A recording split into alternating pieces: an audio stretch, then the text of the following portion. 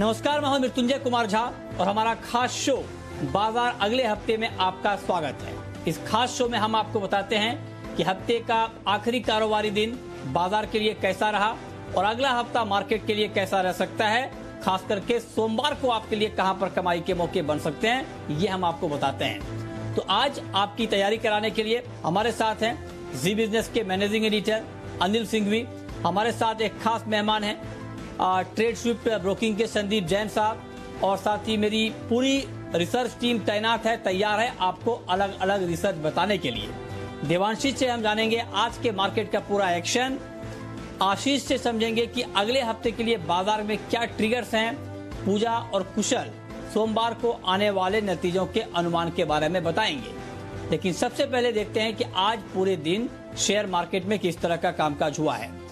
तो शुक्रवार का दिन मार्केट के लिए अगर हम देखें तो अच्छा रहा और कमजोर शुरुआत के बाद आखिरी 2 घंटे में बाजार में अच्छी रिकवरी देखने को मिली और निफ्टी निचले स्तरों से 100 अंक रिकवर होकर 11,200 के करीब बंद हुआ। सेंसेक्स में भी निचले स्तरों से 400 अंकों से ज्यादा की रिकवरी देखने को मिली। आईटी को छोड़ आज बाजार में सभी सेक्टर्स में बिकवाली का ही माहौल रहा।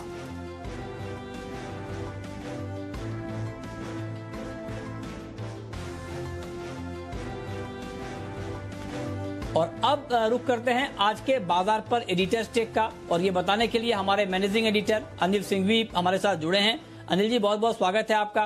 बाजार में ऊपरी स्तरों पर कुछ दबाव लिखा, हालांकि गिरावट बहुत हल्की रही और निफ्टी भी 11,200 के ऊपर टिकने में कामयाब रहा। तो शुक्रवार के कारोबार पर आपकी राय आखिर है क्या?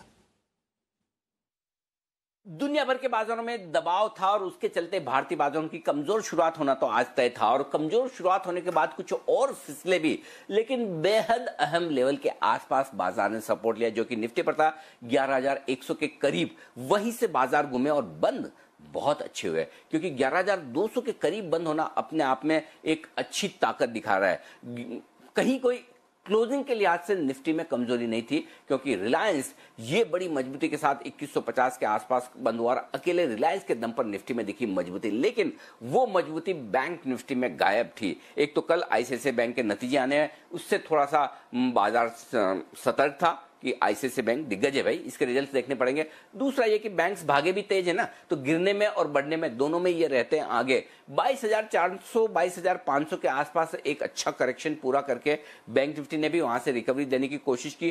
क्लोजिंग इतनी बुरी नहीं थी, 22,650 के आसपास ठीक ठाक से बंद हुआ है, लेकिन हाँ, बैंक निफ्टी में कमजोरी थोड़ी सी ज्यादा दिखी। लेकिन ब्रॉडर मार्केट में अब भी एक्शन है, मिड कैप स्मॉल कैप शेयरों में तेजी बरकरार है, और क्लोजिंग के लिहाज से हफ्ते के लिहाज से देखें तो अब तक कहीं कोई डिस्टर्बेंस के संकेत निफ्टी में नहीं है। निफ्टी अभी भी बेहद मजबूत बना हुआ है। बैंक निफ्टी भी अभी तक उतना कोई खास खराब नहीं हुआ है, अभी भी अपने हाई से मुश्किल से 500 पॉइंट दूर है। तो ओवरऑल इसे एक तरह से बाजार का रनिंग करेक्शन कह सकते हैं, जो ग्लोबल मार्केट्स की वजह से आया, जबकि ग्लोबल मार्केट्स के मुकाबले में हमारे बाजार काफी कम कमजोर हुए हैं। वो भी इसलिए कि ये वीकेंड सेशन था, शायद वीकडे होता तो बाजार इतने कमजोर भी नहीं होते, हरे निशान में भी बंद हो जाते हैं। लेकिन चलिए कोई बात नहीं, हल्की कमजोरी जो बाजार में जरूरी है, चूंकि पुट कॉल रेशियो ज्यादा था, ओवरबॉट थे बाजार, थोड़े हल्के होने जरूरी थे, वो हो गए। और अब देखते हैं अगले हफ्ते क्या कुछ होता है। लेकिन आज का करेक्शन पूरी तरह से दुनिया भर के बाजारों में कमजोरी की वजह से भारतीय बाजारों में भी आया। और अब आपको बताते हैं कि आज के बाजार में कौन कौन से ऐसे सेक्टर हैं जहां पर बड़ा एक्शन हमने देखा है, और ये डिटेल बताने के लिए देवांशी हमारे साथ मौजूद हैं। देवांशी, बताइए। हफ्ते के आखिरी ट्रेडिंग सेशन में बाजार में कमजोरी के साथ ही कारोबार होता हुआ दिखा। इनफैक्ट सारे इंडाइसेस आज लाल निशान के साथ ट्रेड करते हुए दिखे। बैंक निफ्टी में आज काफी कमजोरी देखने मिली, लेकिन अब देखिए आखिरी 1.5 घंटे में आज शानदार रिकवरी आती हुई दिखी है। निफ्टी बैंक काफी इंडाइसेस आज लाल निशान में ही बंद होते हुए दिखे हैं, लेकिन आखिरी 1 घंटे में अच्छी खरीदारी, अच्छी रिकवरी देखने जरूर मिली थी। सबसे पहले अगर गेनर्स की सूची की बात करें तो आज रिलायंस इंडस्ट्रीज से निफ्टी को काफी सहारा मिलता हुआ दिखा, और इसके अलावा आईटी स्टॉक्स काफी मजबूत थे। दिखे, जिसके चलते आज निफ्टी को सहारा मिलता हुआ दिखा है। अब देखिए आज जो गेनर्स की सूची में रिलायंस इंडस्ट्रीज के अलावा HCL टेक, साथ ही टेक महिंद्रा और सन फार्मा थे जो कि टॉप गेनर्स की सूची में शामिल होते हुए दिखे। और सन फार्मा के लिए भी जो अच्छी खबर आती हुई दिखी टैरिफ के चलते, जिसके चलते हमने देखा आज हरे निशान में ट्रेड हुआ है।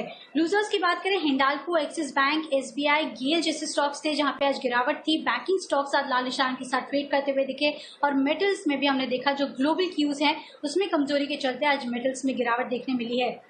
सेक्टर्स की बात करें, आज सरकारी बैंक्स पर आप नजर कीजिए जहां पे लाल निशान के साथ ट्रेड होता हुआ दिखा। SBI, UCO bank, PNB, bank of India में गिरावट थी और साथ ही मेटल्स में Hindustan zinc, Hindalco, CL, JSW steel जैसे स्टॉक्स थे जो आज टॉप लूजर्स बनते हुए दिखे। IT जहां पे मैंने कहा कि आज खरीदारी थी, लिक्विड स्टॉक्स तो आज हरे निशान में ट्रेड करते हुए दिखे, लेकिन जो मिड कैप स्टॉक्स है यहाँ पे भी अच्छी खरीदारी थी, जैसे कि एम्फेसिस जो नतीजों के बाद कमेंट्री थी वो काफी पॉजिटिव थी। HCL tech, NIT tech, Wipro tech, Mahindra, ये सारे स्टॉक्स में अच्छे गेन्स आते हुए दिखे हैं। नतीजों से पहले जो एक्शन था वो ITC और ICICI बैंक पर आता हुआ दिखा। ITC के नतीजे आज देर शाम से आते हुए दिखेंगे और साथ ही ICICI बैंक पर आप नजर कीजिए जिसके नतीजे कल यानी कि शनिवार को आते हुए दिखेंगे। साथ ही नतीजे जो आए थे इसके चलते एम्फेसिस और PNB हाउसिंग दोनों ही फोकस में थे आज की ट्रेडिंग सेशन में। और इसके अलावा ऐसे कमजोर बाजार में भी कई ऐसे स्टॉक्स थे जिसने 52 वीक हाईज टच किए हैं, जैसे कि Deepak nitrite, Granules, Dixon tech, HCL tech, Reliance Industries all time high और साथ ही नेटको फार्मा जैसे स्टॉक्स थे जहां पे 52 वीक हाईज ऐसे कमजोर बाजार में देखने मिले। तो ओवरऑल बाजार कमजोर थे, लेकिन ये कुछ स्टॉक्स थे जहां पे एक्शन देखने मिला। तो ये है आज के बाजार का पूरा एक्शन। आगे बढ़ते हैं और अब रुख करते हैं एक महत्वपूर्ण खबर की, एक बड़ी खबर की। और खबर ये है कि NSE ने एक्सिस गोल्ड और एक्सिस निफ्टी ETF के सौदे रद्द कर दिए हैं। जी हाँ, बहुत ही महत्वपूर्ण खबर है ये। NSE ने एक्सिस गोल्ड और एक्सिस निफ्टी ETF के सौदे रद्द कर दिए हैं। तकनीकी खामी की वजह से इनकी यूनिट की कीमतों में भारी उछाल दिखा था और इसी वजह से ये सौदे रद्द किए गए हैं। इसमें और क्या डिटेल इंफॉर्मेशन है ये बताने के लिए हमारे संवाददाता ब्रजेश मिश्रा इस वक्त हमारे साथ जुड़ रहे हैं। ब्रजेश, क्या है पूरी खबर? करते हैं अपने खास मेहमान का और हमारे साथ हैं ट्रेड स्विफ्ट ब्रोकिंग के संदीप जैन साहब। संदीप जी, बहुत बहुत स्वागत है आपका। मेरा पहला सवाल आपसे यही होगा कि जिस तरह का मार्केट आज हमने देखा है, एक्शन से भरपूर है बाजार, चाहे वो कमोडिटी का मार्केट हो चाहे वो इक्विटी का मार्केट हो, तो अगले हफ्ते के लिए खास करके मंडे को जब मार्केट ओपन होगा तो मंडे के लिए क्या ट्रेड लेना चाहिए? बिल्कुल, मंडे के लिए जो ट्रेड है वो है फाइजर लिमिटेड। ये एक स्टॉक है जो कि मैंने लॉकडाउन के दौरान भी ये स्टॉक दिया था और इस शो में भी दिया हुआ है मैंने काफी बार, और लॉन्ग टर्म पिक के तौर पे भी, पोजिशनल पिक के तौर पे भी। और ये इस बार मैं इंट्राडे इसलिए दे रहा हूं कि आज बहुत बढ़िया पैटर्न था चार्ट्स पे और बहुत बढ़िया क्लोजिंग आई है। और सबसे बढ़िया बात, तो ऊपर के लेवल्स 5000 दिखाने के बाद वापस से नीचे आया हुआ है और रिस्क रिवॉर्ड रेशियो बहुत बढ़िया है। 4270 का स्टॉप लॉस लगा है, 4530 4570 का टारगेट। ठीक है। और सर, पोजिशनल ट्रेड के लिहाज से इस मार्केट में आपको क्या अच्छा दिख रहा है? बिल्कुल, पोजिशनल पिक के तौर पे मैंने जो आज चुना है वो इंद्रप्रस्थ मेडिकल है, जो कि वैसे भी हॉस्पिटल्स, डायग्नोस्टिक्स, फार्मा, ये सारे हेल्थ केयर बिजनेसेस बहुत बढ़िया कर रहे हैं। और इंद्रप्रस्थ मेडिकल की एक खास बात भी ये है कि ये स्टॉक मालामाल वीकली में भी दिया गया था और उसके बाद इसकी पूरी ट्रेजेक्ट्री चेंज हो गई, अलग ही ऑर्बिट में चला गया स्टॉक। फिर से अभी थोड़ा सा करेक्शन हुआ, जो हम लोग बोलते हैं चैनल पे अपने कि ठंडा करके खाना है, और ठंडा अभी हुआ है ये थोड़ा सा, क्योंकि ऊपर के लेवल्स पे प्रॉफिट बुकिंग भी होती है, नीचे आता है और फिर से मुझे लगता है कि ये 50 रुपए के नीचे आज बंद हुआ है 4960 के लगभग। और नेक्स्ट वीक तक, और अगर नहीं भी हो तो इसको पोजिशनल के बाद में थोड़ा सा अगर शॉर्ट टर्म के लिए भी ले जाए तो कोई बुराई नहीं है। 60 से 65 का टारगेट के लिए मैं ये स्टॉक रेकमेंड करता हूं। ओके, तो ये दो ट्रेड आपके लिए कि मंडे को क्या ट्रेड आपको लेना है मंडे के लिए, और पोजिशनल ट्रेड आपको कहां पर करना है। चलिए आगे बढ़ते हैं। अब आपको ये बताते हैं कि अगले हफ्ते के लिए बाजार के लिए महत्वपूर्ण ट्रिगर्स कौन कौन से हैं, और ये बताने के लिए हमारे सहयोगी आशीष चतुर्वेदी हमारे साथ इस वक्त जुड़ रहे हैं। आशीष, बताइए। देखिए, नतीजों पर फोकस है। 27 जुलाई सोमवार निफ्टी की कंपनी टेक महिंद्रा, भारतीय इंफ्राटेल और कोटक महिंद्रा बैंक अपने नतीजे घोषित करेंगे। इसके अलावा येस बैंक भी फोकस में रहेगा, क्योंकि 12 रुपए के भाव पर जो एफपीओ में शेयर्स अलॉट हुए वो लिस्ट होते हुए नजर आएंगे। माइंडस्पेस बिजनेस पार्क्स रीट ये एक आईपीओ खुलता हुआ नजर आएगा। 27 से लेकर 29 जुलाई तक ये इशू खुला रहेगा। और MCX पर नेगेटिव भाव पर ट्रेडिंग की शुरुआत होगी, जो कि अपने आप में काफी ऐतिहासिक होगा। 28 जुलाई यानी मंगलवार नतीजे आएंगे अल्ट्राटेक सीमेंट, नेस्ले इंडिया के। इसके अलावा अगर आप देखें तो FMC की जो 2 दिवसीय बैठक होगी वो शुरुआत होगी, और M&M फाइनेंशियल सर्विसेज का जो एक पे एक राइट इशू आया 50 के भाव पर, यहाँ पर एप्लीकेशन खुलते हुए नजर आएंगे। 28 जुलाई से लेकर 11 अगस्त तक ये विंडो खुली रहेगी जहां पर आप राइट्स इशू के लिए अप्लाई कर पाएंगे। 29 जुलाई बुधवार यहाँ पर नतीजे आएंगे मारुति सुजुकी, डॉक्टर रेड्डीज और भारती एयरटेल के। इसके अलावा अगर आप देखें तो कोलगेट की AGM भी होगी, और स्पेंसर रिटेल जहां पर करीब 15 शेयर के बदले शेयरधारकों को 2 शेयर मिलते हुए नजर आएंगे 75 के भाव पर। यहाँ पर फोकस रहेगा क्योंकि इसके राइट इशू की रिकॉर्ड डेट है, और इंडियन एयरफोर्स में 5 राफेल विमान शामिल होंगे, तो डिफेंस स्टॉक्स फोकस में रहेंगे। और FMC की जो बैठक हुई है इसका भी फैसला आते हुए नजर आएगा। गुरुवार पर नजर डालते 30 जुलाई निफ्टी की दिग्गज कंपनी रिलायंस इंडस्ट्रीज के बाजार बंद होने के बाद नतीजे आएंगे। HDFC भी एक दिग्गज कंपनी जिसके नतीजे आते हुए नजर आएंगे, और जुलाई सीरीज की एक्सपायरी होगी, यहाँ पर फोकस रहेगा। NCC जस्ट डायल वायदा कारोबार से बाहर होते हुए नजर आएंगे। इसके अलावा अगर आप देखें तो दिग्गज कंपनियों की AGM भी है, HDFC लिमिटेड है, डॉक्टर रेड्डीज है, पिरामल एंटरप्राइज है, टाटा पावर है, इन स्टॉक्स पर फोकस रहेगा। अब आते हैं महीने के आखिरी दिन 31 जुलाई शुक्रवार को, यहाँ पर नतीजे हैं सबसे पहले IOC, State Bank of India, Sun Pharma और UPL के। इसके अलावा निफ्टी 50 इंडेक्स में एक अहम बदलाव होगा कि वेदांता की जगह HDFC लाइफ इसमें शामिल होते हुए नजर आएगा। अनलॉक 2.0 का आखिरी दिन है, और बलरामपुर चीनी के बायबैक में हिस्सा लेने का आखिरी दिन है। कंपनी जो है करीब 1 करोड़ शेयरों का बायबैक करेगी 180 के भाव पर। इसके अलावा PVR के राइट्स इशू का आखिरी दिन है, और BPCL पर खास फोकस रहेगा क्योंकि यहाँ पर हिस्सा खरीद के लिए बोली लगाने की आखिरी तारीख है। और मैं आपको बता दूं कि दिग्गज दुनिया की MNC कंपनीज जो है, सऊदी अरामको है, एक्सॉन मोबिल है, ऐसी तमाम बड़ी जो कंपनीज है वो अपना इंटरेस्ट इसमें दिखा रही हैं। और आखिरी डेवलपमेंट जो है, जो सुप्रीम कोर्ट में BS4 इन्वेंट्री मामले पर सुनवाई होते हुए नजर आएगी। तो ये कुछ पूरे हफ्ते भर के ट्रिगर्स हैं जहां पर आपको फोकस रखना होगा।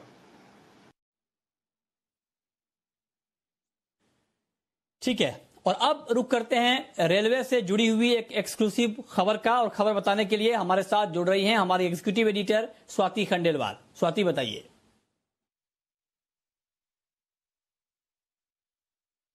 बिल्कुल, ये बड़े ऑर्डर सरकार की तरफ से अगले 2 हफ्ते में ही इनकी अवार्डिंग शुरू हो जाएगी, सूत्र मुझे बता रहे हैं। क्या है ये खबर, मैं आपको बताती हूँ। मिनिस्ट्री ऑफ रेलवे ने एक्सप्रेशन ऑफ इंटरेस्ट मंगाए हैं असाइन करने के लिए railway works to some PSUs।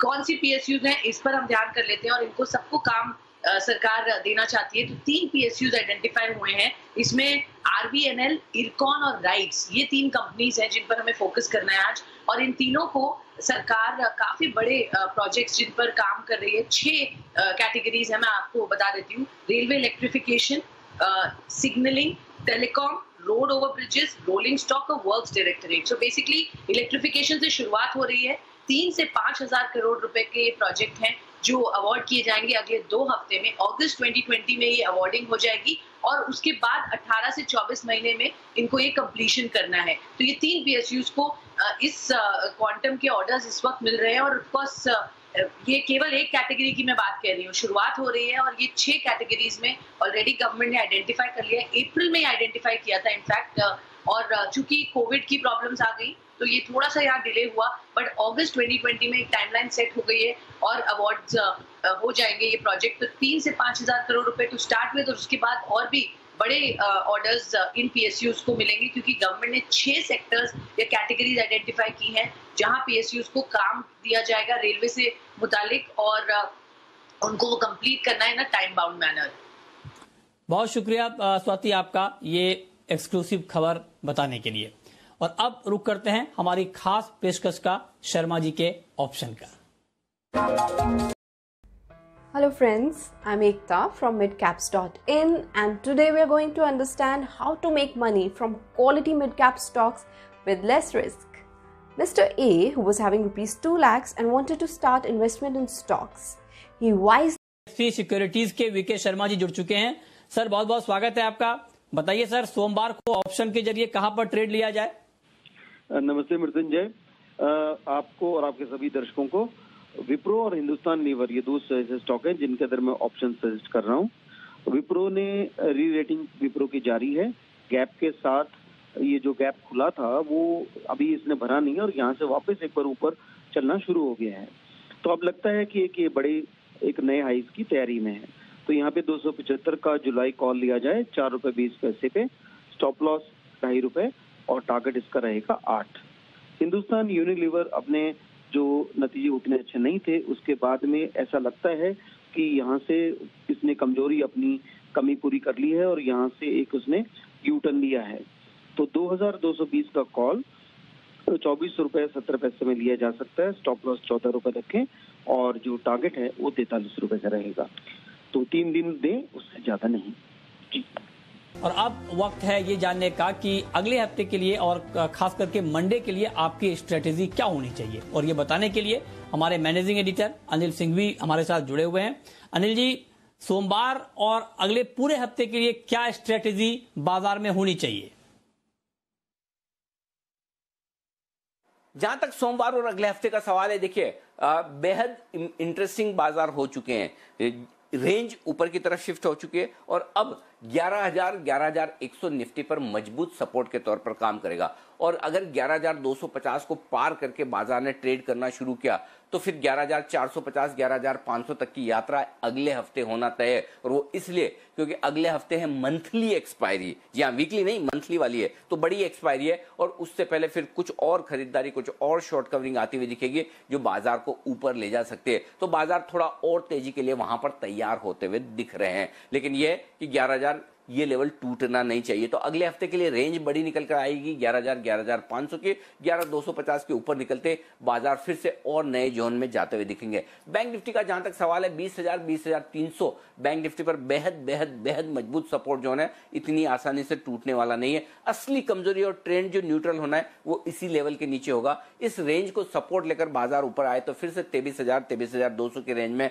Bank Nifty आने की कोशिश करेगा और उसके बाद वहां पर आगे देखेंगे कि क्या कुछ होता है। लेकिन ये आपके लिए लेवल्स हैं जिन पर आपको नजर रखनी है। रिजल्ट्स के लिहाज से बड़ा एक्शन भरा हफ्ता रहेगा, वीकेंड पर भी ढेर सारे रिजल्ट आने, तो सोमवार को आपको काफी कुछ एक्शन स्टॉक स्पेसिफिक रिजल्ट पर देखने को मिलेगा और अगला पूरा हफ्ता बाजार आपको रिजल्ट्स के लिहाज से एकदम भरपूर बिजी रखेंगे, तो उसके लिए तैयार हो जाइए। तो कुल मिलाकर ट्रेंड मजबूत है, इंटैक्ट है, कहीं कोई फिलहाल चिंता करने की जरूरत नहीं है। अगले 2 सेशन देखते हैं ग्लोबल मार्केट्स किस तरह का प्रदर्शन करते हैं और उसके बाद हम डिसाइड करेंगे कि हमें 11,000 के नीचे ट्रेड करना है या 11,500 की तरफ बढ़ना है। लेकिन फिलहाल कहीं कोई दिक्कत वाली बात नहीं, छोटे मोटे करेक्शन है, बाजार में समय समय पर आएंगे, हर रोज बढ़ नहीं सकते, हल्की होंगी पोजीशन, फिर से बाजार लाइट होकर ऊपर की तरफ जाने की कोशिश करेंगे।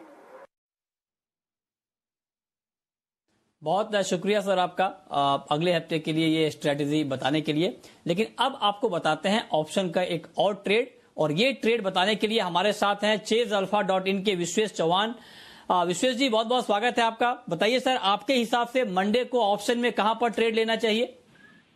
गुड इवनिंग मिथिल जी। मुझे ऐसा लग रहा है कि ओवरऑल मार्केट तो स्ट्रांग है, लेकिन उसके बीच में एक पुल बैक हो सकता है। और अनिल जी को जैसे कहा और मैं भी वही व्यू से सहमति रखता हूँ।